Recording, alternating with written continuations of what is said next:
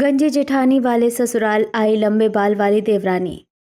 अरे इतने भी अच्छे नहीं हैं हमारे बाल, आप सबके बाल भी तो हमारे जैसे ही हैं। नहीं बहू, मेरी बहू के बाल देखे हैं, ऐसा लगता है कि गंजी है। उसकी तो पूरी मांग भी दिखने लगी है, इसीलिए तो रिश्तेदारी की शादी में नहीं आई।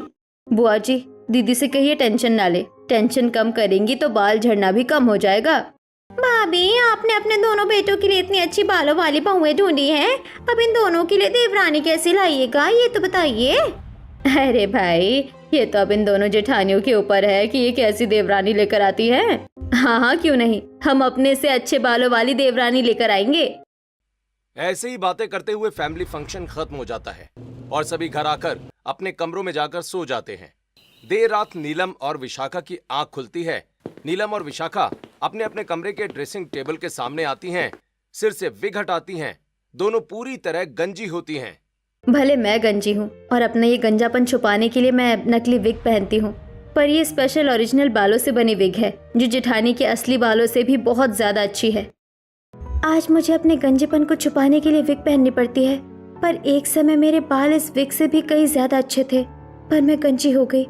और कभी देवरानी जी को पता चल गया कि मैं गंजी हूँ तो देवरानी जी अपने लंबे बाल दिखाकर मुझे बहुत चिढ़ाएंगी और सभी को मेरी सच्चाई भी बता देंगी। फिर नीरज भी मुझे छोड़ देंगे, जिसमें घर वाले पड़ोसी रिश्तेदार नीरज का ही साथ देंगे और सभी विकास का साथ देंगे भी क्यों नहीं। भला कोई गंजी बहू या बीवी क्यों ही पसंद करेगा, वो भी वहाँ जहाँ औरतों की पहचान, औरतों की सुंदरता उनके बालों को मानी जाती है। मैं गंजी हूँ, ये बात मैं कभी किसी को भी पता नहीं चलने दूंगी। नीलम और विशाखा ने सभी से अपने गंजेपन को छिपाकर रखा है। यहाँ तक कि नीलम और विशाखा भी एक दूसरे के गंजेपन के बारे में नहीं जानती हैं और दोनों एक दूसरे के लंबे बालों को असली समझ मन ही मन एक दूसरे से जलती हैं।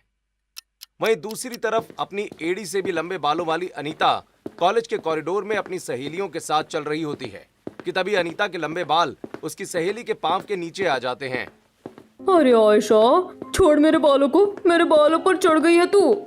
ओह सॉरी, मैंने जानबूझकर नहीं किया। तेरे बाल है इतने लंबे कि जब तू आगे चलती है तो तेरे पूरे बाल पीछे लहरा रहे होते हैं। मुझे पता है। अरे पर तूने इतने लंबे बाल रखे हैं क्यों हैं? गर्मियों में तो लंबे बालों के साथ बहुत परेशानियां होती हैं। दरअसल जब मैं छोटी थी तब मैंने एक राजकुमारी की कहानी सुनी थी। उस राजकुमारी के बाल भी ऐसे ही बहुत लंबे थे। राजकुमारी जब बैठती थी तो पूरी तरह अपने बालों से ढक जाती थी। वही कहानी सुनने के बाद मैंने भी अपने बाल बढ़ाने शुरू किए। अब जब मैं बैठती हूँ और अपना सिर थोड़ा नीचे करती हूँ तो मेरे प्यारे लंबे मुलायम और घने काले बाल पूरी तरह मुझे ढक लेते हैं। अनीता अपनी सभी सहेलियों के साथ हंसते हुए कॉलेज से निकलती है और अपने घर चली आती है। आजा बेटी, बैठ जा, मैं तेरे लिए खाना निकालती हूँ। नहीं मम्मी, पहले मैं अपने बालों को अच्छे से खिला लूं। बालों को खिला लूं? है? क्या खिलाती है तू अपने बालों को? घबराइए नहीं जी, अपने बालों में कुछ खास चीजें लगाती है, उसी को बालों को खिलाना कह रही है। ओहो बेटी, सीधा सीधा बोलना कि अपने बालों में तेल वगैरह लगाने जा रही है। वैसे घर से बाहर रहने की वजह से मैंने कभी देखा नहीं कि तू अपने बालों में लगाती क्या है। तो आज देख लीजिए मम्मी, जरा मुझे एक बर्तन देना। अनीता अपने लंबे बालों को हाथों में उठाकर छत की सीढ़ियां चढ़ते हुए छत पर आती है, जहां अनीता ने कुछ एलोवेरा के पौधे लगाए होते हैं। अनीता कुछ ताजे एलोवेरा तोड़ती है, फिर एक बर्तन में एलोवेरा, नारियल तेल और विटामिन ई की कैप्सूल डालकर सभी चीजों को अच्छी तरह मिलाती है और हल्के हाथों से अपने बालों में लगाने लगती है। बेटी, ये एलोवेरा, नारियल तेल और ये विटामिन ई की कैप्सूल, तू इन सबको एक साथ मिलाकर क्यों लगा रही है? पापा, विटामिन ई मेरे बालों को मजबूती देता है और नारियल तेल मेरे बालों को पोषण देता है। वही एलोवेरा मेरे बालों को सिल्की और ड्राइनेस फ्री बनाता है। इसी के साथ अपने बालों को और अच्छा बनाने के लिए मैं राइस वाटर का भी इस्तेमाल करती हूँ। मीनाक्षी प्यार से अनीता के तैयार किए हुए मिश्रण को उसके बालों में लगाने लगती है। ऐसे ही कुछ दिन बीतते हैं। एक दिन अनीता अपनी कुछ सहेलियों के साथ कॉलेज की किसी लड़की की शादी में आई होती है, जहां अचानक भगदड़ मच जाती है। अरे यहाँ इतनी भगदड़ क्यों मच गई अचानक? सभी दुल्हन के कमरे की तरफ क्यों भाग रहे हैं? अरे वहाँ देख, कुछ लड़के दुल्हन के कमरे का दरवाजा तोड़ने की कोशिश कर रहे हैं। अनीता अपनी सहेलियों के साथ दुल्हन के कमरे के दरवाजे पर लगी भीड़ के पास आती है, जहां कमरे में भयंकर आग लगी होती है। चारों तरफ धुआं और आग की लपटें उठ रही होती हैं। तभी अरुण दरवाजा तोड़कर कमरे के अंदर घुस जाता है, जहां दुल्हन बेहोश पड़ी होती है और चारों तरफ आग की लपटें फैल रही होती हैं। अरे अंदर तो मैं चला आया, पर इस बेहोश दुल्हन को बाहर कैसे निकालूं? अनीता, इस दरवाजे में तो आग लग गई। अब वो लड़का दुल्हन को लेकर बाहर कैसे आएगा? सभी मेहमान हल्ला मचाने लगते हैं। वहीं अनीता मंडप में पड़े कुछ कपड़े उठाती है, उन्हें भिगोकर अपने बाल लपेटती है और कमरे के अंदर घुस जाती है। अरे तुम कौन हो और कमरे में क्यों घुस आई? इतनी देर हो गई, ना तुम बाहर आए ना दुल्हन बाहर आई, इसलिए मैं कमरे के अंदर चली आई। तुम्हारे आ जाने से ये आग बुझ जाएगी क्या? जो भी हो तुम, हाँ तुम भी यहाँ मरने चली आई। अरे वैसे ही मुझे समझ नहीं आ रहा कि इस बेहोश लड़की को लेकर कहाँ से निकलूं, कैसे निकलूं? चुप रहो, मैं बुद्धू नहीं हूँ कि बिना सोचे आग में कूद जाओ। वो देखो बालकनी, हम बालकनी से उतर सकते हैं। मैंने बालकनी देख ली, पर यहाँ कोई साड़ी रस्सी कुछ भी नहीं है। अनीता बालकनी के पास जाती है और गीले कपड़ों के अंदर से अपने बाल बाहर निकालती है और अपने लंबे बालों को बालकनी के नीचे की तरफ लटका देती है। इतनी लंबे बालों वाली लड़की, इसके लंबे बालों में ये कितनी प्यारी लग रही है। इसके बाल तो ऐसे हैं जैसे बारिश में सुहाने काले बादल। जल्दी दुल्हन को लेकर मेरे बालों के सहारे नीचे उतर जाओ, मेरे बाल बहुत मजबूत है। अनीता बालकनी के ग्रिल में अपने बालों को फंसाकर मजबूती से खड़ी हो जाती है, जिससे बाल खिंचते नहीं हैं, और अरुण बेहोश दुल्हन को लेकर अनीता के बालों के सहारे धीरे धीरे नीचे उतर जाता है। फिर अनीता भी अपने बालों के सहारे धीरे धीरे नीचे उतरती है और अपने बालों को बालकनी से खींच लेती है। तब तक फायर ब्रिगेड पहुंच जाती है। आग पर काबू पा लिया जाता है। अनीता की बहादुरी, समझदारी और बालों की सराहना के बाद शादी शुरू होती है। अनीता और अरुण खाना खाते हुए बात कर रहे होते हैं। क्या दुल्हन आपकी कोई लगती है? और आप भी मेरी तरह दोस्ती में आए हैं, लेकिन आप क्यों आग में कूद पड़े उसे बचाने? बस एक लड़का होने के नाते ये मेरा फर्ज था। सच कहूं तो आज मेरी और दुल्हन की जान आपने ही बचाई, क्योंकि मुझे तो समझ ही नहीं आ रहा था कि मैं यहाँ से निकलूं कैसे। वैसे क्या हम दोस्त बन सकते हैं? अनीता अरुण की तरफ दोस्ती का हाथ बढ़ाती है। दोनों एक दूसरे से नंबर एक्सचेंज करते हैं। धीरे धीरे अरुण किसी न किसी बहाने से रोज अनीता से मिलने लगता है। समय के साथ दोनों की दोस्ती प्यार में बदल जाती है। वहीं दूसरी तरफ मयूरी कुछ सुंदर लड़कियों की तस्वीरें पूरे परिवार को दिखा रही होती है। नीलम, इससे अरुण की शादी करवा दे। भाभी देखिए, ये लड़कियां कैसी हैं? जरूर जेठानी जी अपनी तरह लंबे और अच्छे बालों वाली किसी लड़की को हमारी देवरानी बनाएंगी, पर मैं ऐसा नहीं होने दूंगी, वरना मैं अकेले गंजी बहू रह जाऊंगी इस घर में। ये देवरानी जी जरूर अपनी तरह अच्छे और लंबे बालों वाली किसी लड़की को हमारी देवरानी बनाएंगे, पर मैं ऐसा नहीं होने दूंगी, वरना मैं अकेली गंजी जेठानी रह जाऊंगी इस घर में। अरे वो देखो, अरुण आ गया, जल्दी आ, देख तेरे लिए तेरी बुआ कितनी सारी लड़कियों के रिश्ते लेकर आई हैं। अरुण सीढ़ियों से उतरते हुए हॉल में सभी के पास आता है। नमस्ते बुआ, दरअसल मुझे आप लोगों से कुछ बात करनी है। मैं एक लड़की को पसंद करता हूँ। क्या तू किसी लड़की को पसंद करता है? तो ये बात हमें अब तक क्यों नहीं बताई? हाँ भैया, आजकल लव मैरिज का ही जमाना है, आप लोग लड़की देख आइए। अरुण, उस लड़की को कह दो कि हम कल उसे देखने आ रहे हैं। अरुण फोन करके अनीता को सारी बात बता देता है। अगले दिन गंजी, नीलम और विशाखा अपनी अपनी विग लगाती हैं और अपने अपने कमरों से बाहर निकलती हैं। फिर पूरा परिवार अनीता के घर पहुंचता है। कृष्णलाल और मीनाक्षी आदर सत्कार के साथ सभी को सोफे पर बिठाते हैं। तभी ट्रे में चाय नाश्ता लिए लंबे खुले बालों वाली अनीता सभी के सामने आती है। अरे बेटी, तुम्हारे बाल कितने लंबे हैं? ये तुम्हारे असली बाल है या तुमने विग लगाई है? नहीं नहीं, ये मेरे असली बाल है, विग नहीं है। बेटी, लंबे घने काले बाल तो औरतों की सुंदरता की पहचान होते हैं। अब मुझे समझ आया आखिरकार क्यों मेरा बेटा तुम्हें देखकर मोहित हो गया। जी हमें रिश्ता मंजूर है। हमारी दोनों बहुओं के बाल तो कमर तक आते हैं, पर आपकी बेटी के बाल तो उसके पैरों से भी लंबे हैं। गंजी जेठानी वाले ससुराल में लंबे बाल वाली देवरानी आएगी, ये कैसे हो सकता है? जेठानी गंजी और ससुराल में आएगी लंबे बाल वाली देवरानी, अब मुझ गंजी जेठानी का क्या होगा?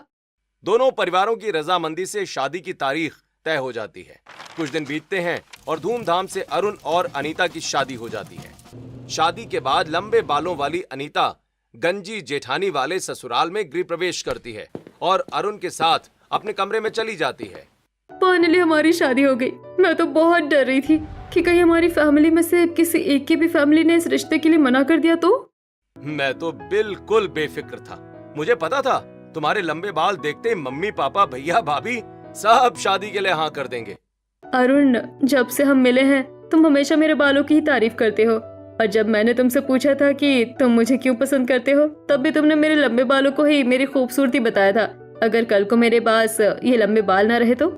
अनीता, तुम्हारे लंबे बाल तुम्हें खूबसूरत बनाते हैं, तुम्हें एक अलग पहचान देते हैं। हो सकता है कि कभी तुम्हारे लंबे बाल झड़ जाएं या उम्र के साथ कम हो जाएं, पर मेरा प्यार तुम्हारे लिए कभी कम नहीं होगा। अरुण की बातें सुनकर अनीता अरुण के गले लग जाती है। फिर अरुण अनीता के बालों का जूड़ा खोलने में उसकी मदद करने लगता है। वहीं दरवाजे पर खड़ी नीलम और विशाखा छिपकर ये सब कुछ देख रही होती हैं। अरे वाह, हमारे देवर जी तो बड़े रोमांटिक हैं। इतने अच्छे लंबे बालों वाली बीवी मिली है तो बनता रोमांटिक तो होगा ही। ये तो बस शुरुआत है, धीरे धीरे ये लंबे बाल वाली देवरानी हम दोनों का पत्ता साफ कर देगी। ऐसे ही रात बीतती है। अगले दिन अनीता पहली रसोई की रस्म में तरह तरह के पकवान बना रही होती है और अपने लंबे बालों की वजह से थोड़ा परेशान होती है। आयशा ने सही कहा था, लंबे बाल थोड़े परेशान जरूर करते हैं। पहली रसोई में मुझे इतना सारा खाना बनाना है, वो भी अलग अलग तरह का। मेरी पूरी गर्दन पसीने से भर गई है, काश कोई मेरे लंबे बाल संभाल लेता। दरवाजे पर खड़ी नीलम अनीता की बातें सुन लेती है और रसोई में आकर अनीता के बालों को हाथों में उठा लेती है। जेठानी जी, ये क्या कर रही हैं आप? देवरानी जी, आपके लंबे बालों की वजह से पहली रसोई में दिक्कत हो रही है ना, मैं थोड़ी देर आपके बाल पकड़ लेती हूँ, आप जल्दी जल्दी खाना बना लीजिए। जेठानी जी, ऐसे तो आपके हाथों में दर्द होने लगेगा, आप छोड़ दीजिए मेरे बाल, मुझे कोई दिक्कत नहीं है। अरे कोई बात नहीं देवरानी जी, मुझे कुछ नहीं होगा, आप आराम से खाना बनाइए।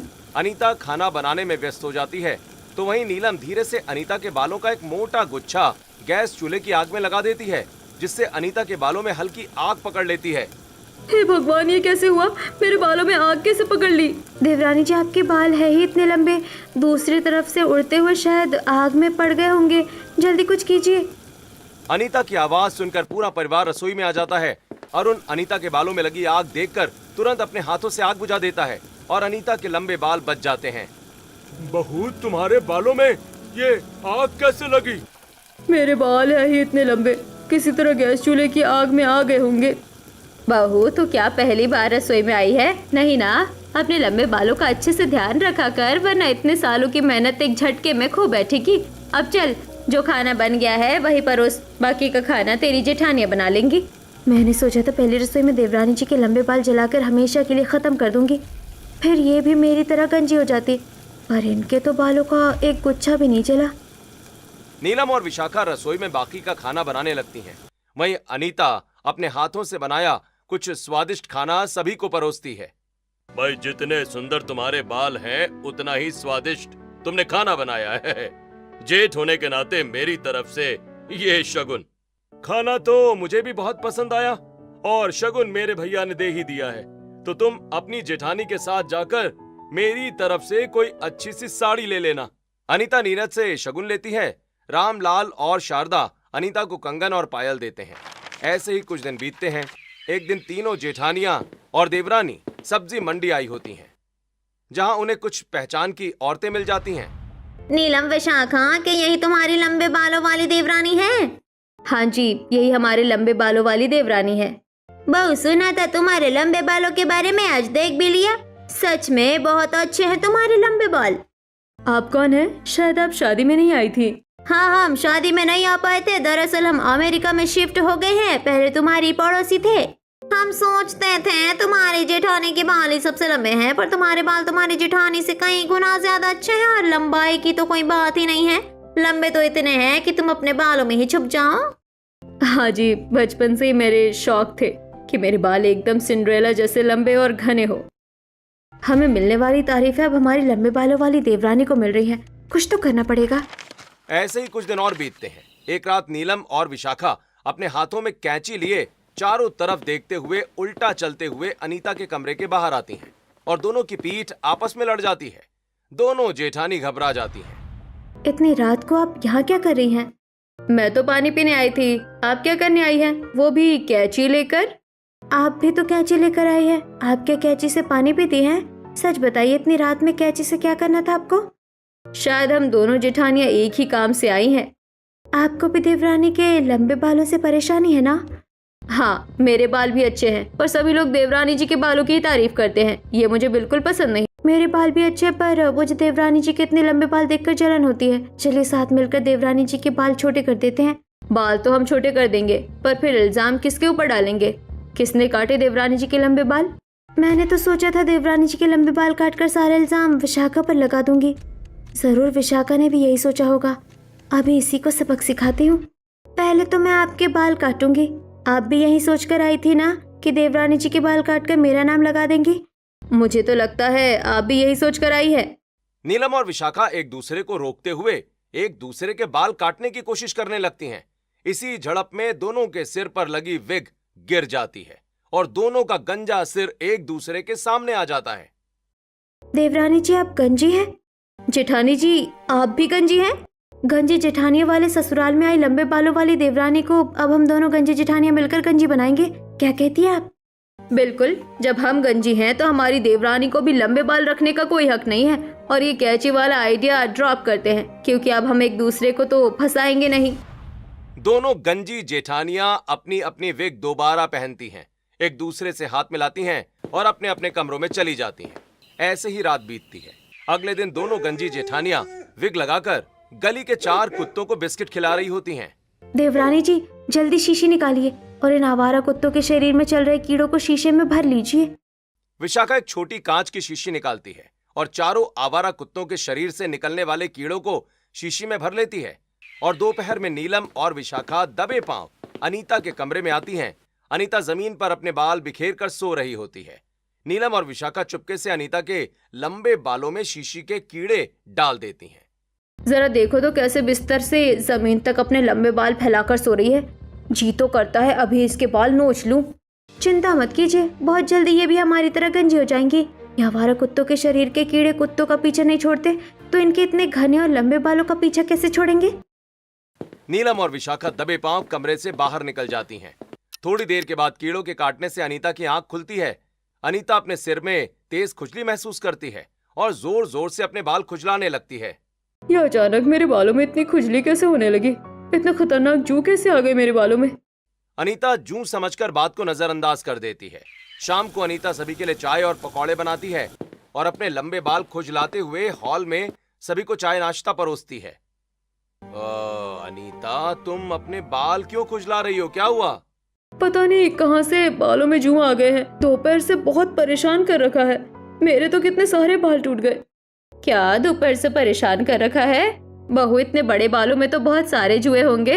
ला जरा मुझे देखने दे। शारदा पास आकर अनीता के बालों को ध्यान से देखती है और अनीता के बालों में बैठे कुछ कीड़ों को निकालकर अपनी हथेली पर रखती है और सभी को दिखाती है। ये कोई जू नहीं है, ये तो कुत्तों के शरीर में पाए जाने वाले कीड़े हैं। अनीता, तुम्हारे बालों में ये कैसे आ गए? देवरानी जी, आप इतने लंबे और घने बाल लेकर कीड़े वाले कुत्तों के पास गई थी क्या? मैं तो किसी भी जानवर के पास नहीं जाती हूँ। मुझे जानवरों से डर लगता है। जानवर तो मेरे लंबे बाल देखकर ही मुझसे दूर भागते हैं। तो फिर तुम्हारे बालों में ये कीड़े कैसे आए? चलो अभी डॉक्टर के पास चलते हैं, तुम्हारे बालों से ये कीड़े निकलवाते हैं। मेरे बालों की डॉक्टर मैं खुद हूँ। आप लोग मुझे आधे घंटे का वक्त दीजिए, देखिएगा कैसे मेरे बालों से ये सारे कीड़े भागते हैं। अनीता अपने ससुराल के पीछे लगे नीम के पेड़ के पास आती है और कुछ ताजे नीम के पत्ते तोड़ती है। फिर मंदिर से कपूर लेकर रसोई में आती है। अनीता एक बर्तन में पानी, नीम के पत्ते और कपूर डालकर उबालती है। पानी ठंडा होने के बाद अनीता बाथरूम में जाती है, जहां अरुण की मदद से अपने लंबे बालों को नीम और कपूर के उबले हुए पानी से अच्छी तरह धोती है।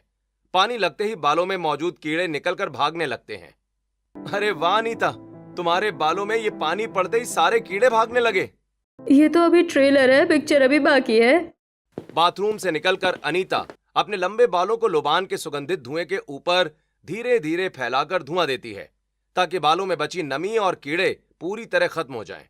ऐसे ही कुछ दिन बीतते हैं। एक शाम सोफे पर बैठी सीरियल देख रही अनीता के पास नीलम और विशाखा अपनी पुरानी तस्वीर लेकर आती हैं।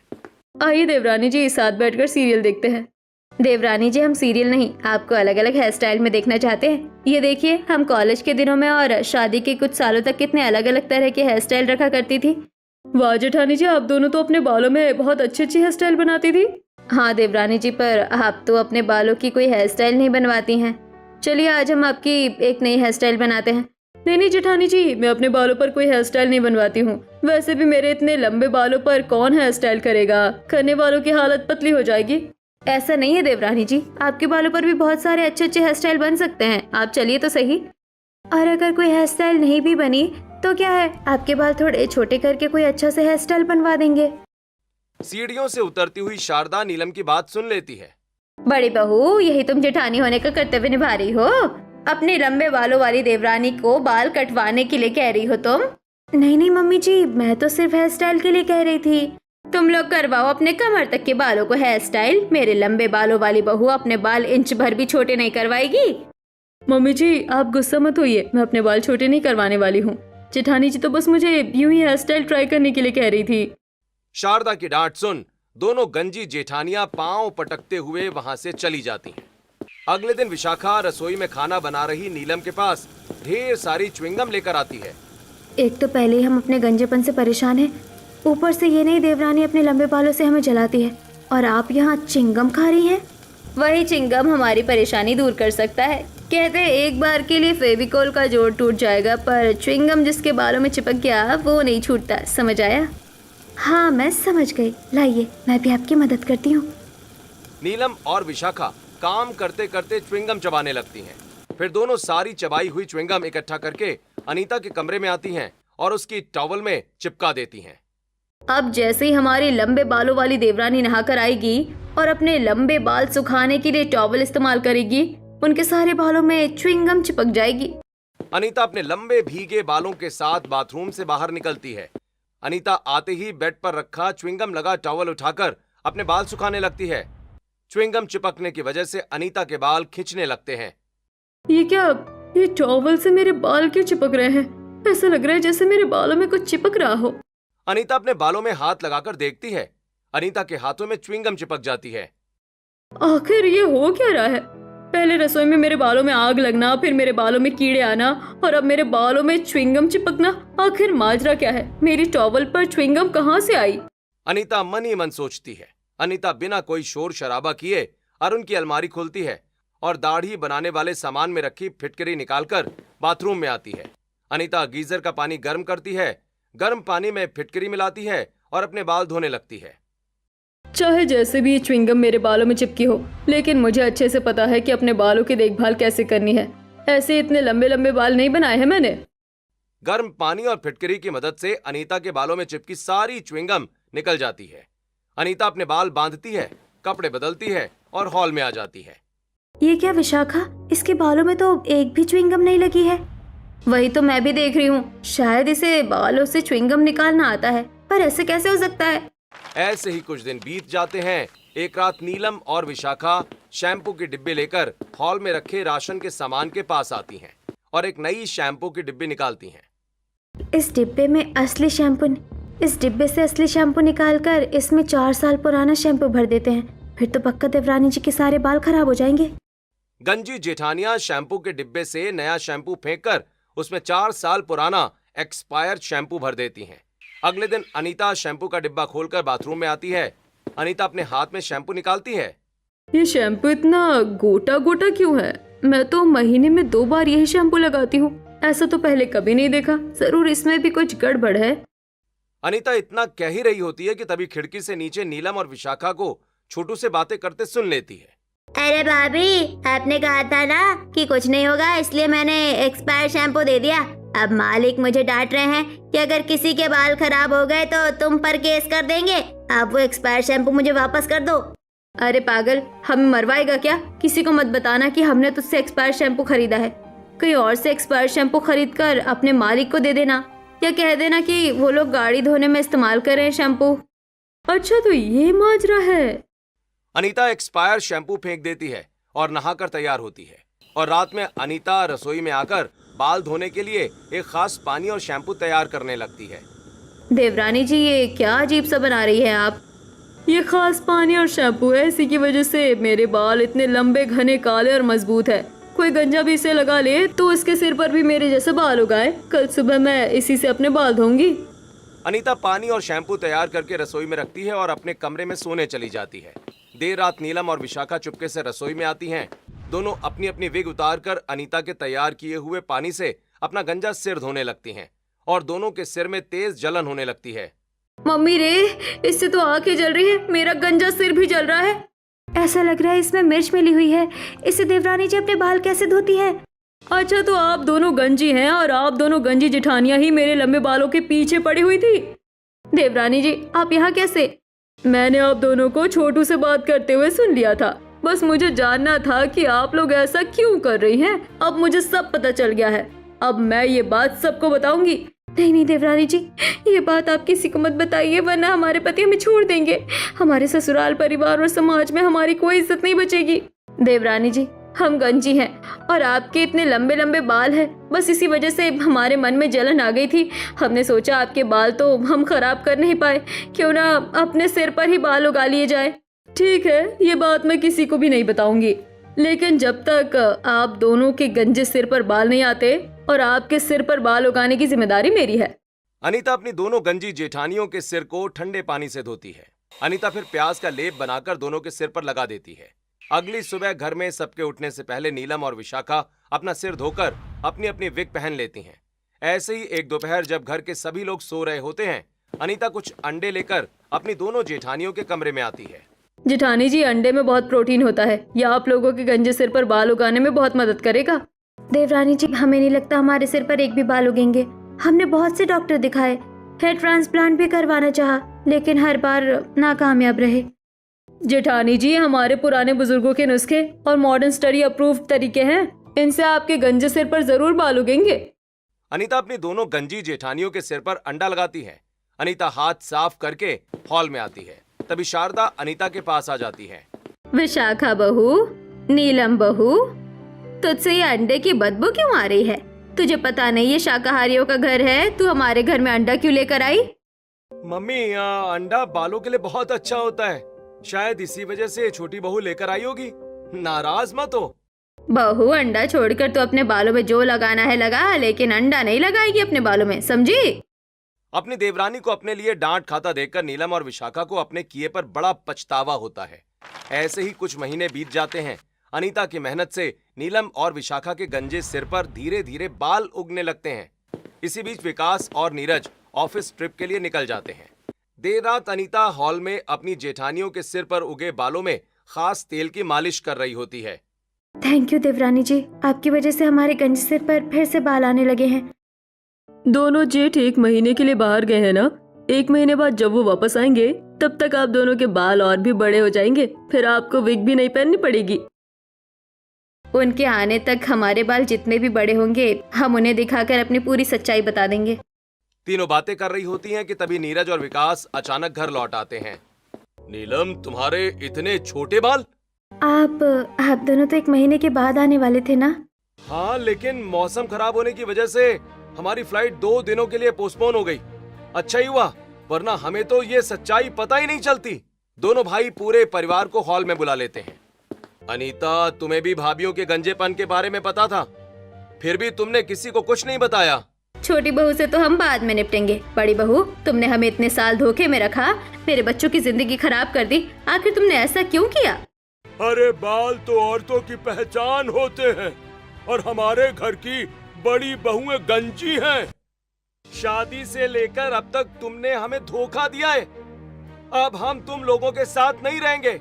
नहीं, शादी के समय से लेकर 1 साल पहले तक हमारे अपने ही बाल थे, लेकिन इस बीच हमने बालों पर इतने तरह तरह के ट्रीटमेंट करवाए कि हमारे बाल धीरे धीरे झड़ते गए और हम गंजी हो गए। आप लोग मेरी जेठानियों को घूरना बंद कीजिए। सच कहूँ तो इनके गंजे होने के पीछे इनकी लापरवाही जरूर है, लेकिन सच छुपाने के पीछे आप लोगों का डर। मेरी दोनों जेठानियों ने अपने गंजेपन की बात सिर्फ इसलिए छुपाई ताकि अपने रिश्तों को बचा सके। रिश्तों में इतना विश्वास बन ही नहीं पाया कि ये आप सबसे सच कह पाती। हाँ भैया, आप लोग हमेशा औरतों के बालों को ही उनकी सुंदरता समझते रहे। बात सही है कि बाल सुंदरता बढ़ाते हैं, लेकिन शायद इसी डर की वजह से दोनों भाभियों ने कभी सच्चाई बताने की हिम्मत नहीं की। शायद आप लोग सही कह रहे हैं। मैंने हमेशा विशाखा के बालों की तारीफ की, लेकिन आज तक कभी विशाखा की तारीफ नहीं की। नीलम, मुझे माफ कर दो यार। मैं हमारे रिश्ते में इतना विश्वास बना ही नहीं पाया कि तुम बेझिझक मुझे सब कुछ बता सको। हमें तुम्हारे गंजे होने से कोई दिक्कत नहीं है। अरे पागल, अब तेरी पत्नियां गंजी नहीं रही। उनकी लंबे बालों वाली देवरानी ने देख उनके सिर पर कितने बाल उगा दिए हैं। धीरे धीरे और भी बाल आ जाएंगे। समय के साथ नीलम और विशाखा के सिर पर कमर तक लंबे काले और घने बाल आ जाते हैं। अब घर की तीनों बहुएं अपने सुंदर बालों का अच्छी तरह ख्याल रखती हैं और हंसी खुशी अपने ससुराल में जीवन बिताती हैं।